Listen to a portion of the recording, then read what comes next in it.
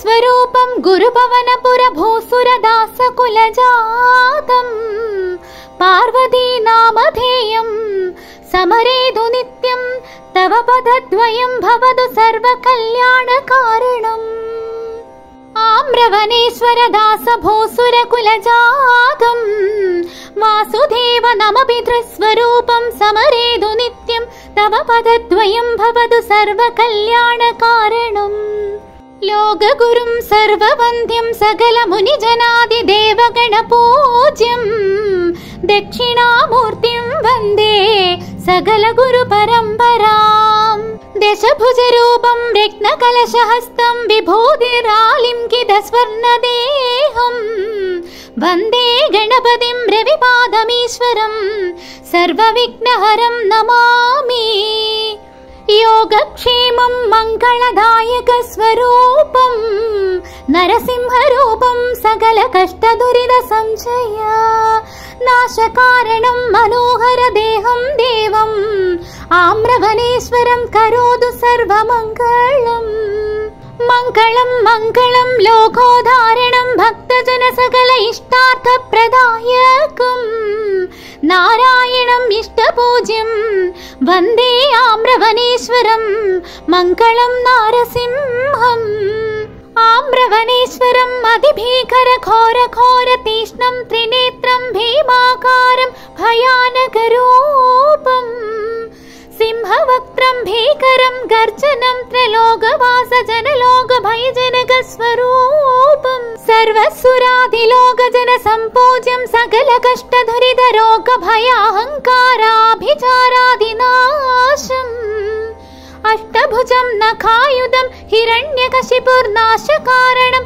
लोकमङ्गलदायकम् नरसिंहरूपं वर्णनातीतं मूढाहङ्कारकामर्तिदीप्तं लिखितं क्षमस्व क्षमस्व मम सकलापराधं केशव नाम भूसुरदासम् कल्याणरूपम् अद्भुतगात्ररूपं प्रह्लाद नारदादि सकल मुनिजन सम्पूज्यं लोकवन्त्यं नरसिंहरूपम् आम्रवनेश्वरं तव सुप्रभातम् ॐ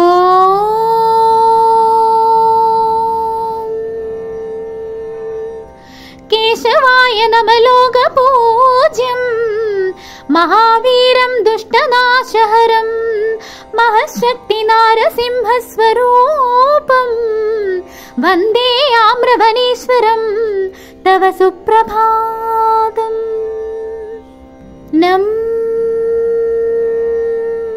नारायणाय नमः प्रसन्नं मनोहरं आनन्दशायिनं भूलक्ष्म्यादिपादसेव्यं वन्दे आम्रवनेश्वरं तव सुप्रभातम्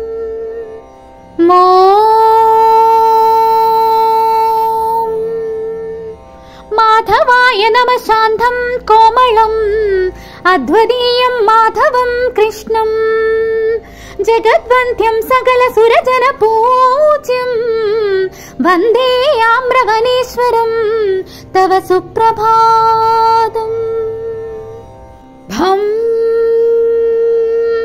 गोविन्दाय नमः गोविन्दं गोकुलवासिनं गोपीजन परिसेवितं बालं मोहनं वन्दे आम्रवनेश्वरं तव सुप्रभातम् घं विष्णवे नमः विष्णुरूपं सर्वव्याप्तं पूजितं मायादेवी परिसेवितं लक्ष्मीपतिं वन्दे आम्रवनेश्वरं तव सुप्रभातम् वं मधुसूदनाय नमः जगद्वन्द्यं मुनिजनपूज्यं मनोहरं देवं मधुसूदनं पापनाशककरणं वन्दे आम्रवनेश्वरं तव सुप्रभातम् ते त्रिविक्रमाय नमः त्रिविक्रमाय शान्ताय मङ्गलकरणस्वरूपाय सर्व सर्वजन सम्पूज्याय वन्दे आम्रवनेश्वरं तव सुप्रभातम्। वामनाय नमः वामनरूपं मनोहरं बालं कोमलं मङ्गलं मनोहरगात्रं वन्दे आम्रवनेश्वरं तव सुप्रभातम्। श्रीधराय नमः श्रीधराय श्रीपथे दुरितनाशकारण सर्वपूज्यं समाराध्यं वन्दे आम्रवनेश्वरं तव सुप्रभातम्।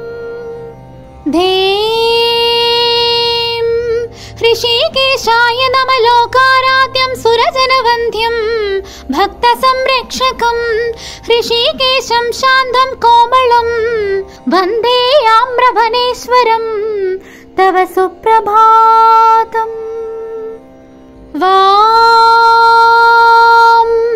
पद्मनाभाय नमः पद्मनाभं ब्रह्मादि सकल देव मुनिजन लोक सृष्टिकारणं भूदेवी सेव्यं वन्दे आम्रवनेश्वरं तव सुप्रभातम्। यं दामोदराय नमः दामोदराय सकलात्मकारणाय जगदाधिकारणाय विष्णुस्वरूपाय वन्दे आम्रवनेश्वरं तव सुप्रभातम्। ॐ नमो भगवते वासुदेवाय नमः वासुदेवं विष्णोर्द्वादश नाम पूज्यं सर्वाभीष्टवरदं वन्दे आम्रवनेश्वरं तव सुप्रभातम्। प्रह्लादपूजितं देवं मनोहरं नरसिंहरूपं घोरघोरं भयानकं असुरनाशकरं वन्दे आम्रवनेश्वरं तव सुप्रभातम्। मत्स्यरूपं मङ्गलदायकं वेदसंरक्षणकारणं देवं मत्स्यरूपं मनोहरं वन्दे आम्रवनेश्वरं तव सुप्रभातम्। कूर्मावतारं पालाळिमदनं मन्थरपर्वतोद्धारणं वन्दे कूर्मस्वरूपाय विष्णवे वन्दे आम्रवनेश्वरं तव सुप्रभातम्। वराहरूपं हिरण्याक्षनाशं धात्रीरक्षिणं विष्णुं सर्वलोकपूज्यं समाराध्यं वन्दे आम्रवनेश्वरं तव सुप्रभातम्। वन्दे नारसिंहं प्रह्लादपूज्यं हिरण्यकशिपुर्विनाशकारणं नारदादि सकल मुनिजन पूजितं वन्दे आम्रवनेश्वरं तव सुप्रभातम्। वामनाय बालस्वरूपाय मनोहराय विष्णवे त्रिलोकव्यापिने नमोऽस्तु नारायणं मङ्गलकारणं वन्दे आम्रवनेश्वरं तव सुप्रभातम्। भार्गवरामाय रामाय क्षत्रियकुलनाशकारिणे कार्तवीर्यार्जुनवद्यं रामं भार्गवं नमोऽस्तु ते वन्दे आम्रवनेश्वरं तव सुप्रभातम्। दशरथपुत्रं रामं मारुति लक्ष्मणादि सहोदर सेव्यपादं सीतापतिं दशकन्धकुलनाशकारणम् अयोध्याधिपं वन्दे आम्रवनेश्वरं तव सुप्रभातम्। बलरामाय रामाय हलायुधधराय कृष्णाग्रजाय शुक्लवर्णाय अधिबलाय रामाय सुभद्राग्रजाय वन्दे आम्रवनेश्वरं तव सुप्रभातम्। कृष्णाय वासुदेवाय देवकीतनयाय च यादवकुलश्रेष्ठाय कंसादिदुष्टजननाशकारिणे कोमलरूपाय मुरलीधराय वन्दे आम्रवनेश्वरं तव सुप्रभातम्। कल्कि स्वरूपं कलियङ्कमदनं धर्म संस्थापनार्थकारिणं विष्णुं दशविधं रूपं वन्दे आम्रवनेश्वरं तव सुप्रभातम्। नानालङ्कार सम्भूज्यं गीताघोषणकारणं नरनारायणं देवं पाण्डवादिपूजितं व्यासाधिकथनं महाभारतं वन्दे आम्रवनेश्वरं तव सुप्रभातम्। भूसुराङ्गनादिनिर्मितम् अपूपम् अतिमधुरं विशिष्टं निवेद्यं वाद्यघोषशङ्खनादादिसहितं समर्पितं सर्वकार्यार्थं मङ्गलं वन्दे आम्रवनेश्वरं तव सुप्रभातम्।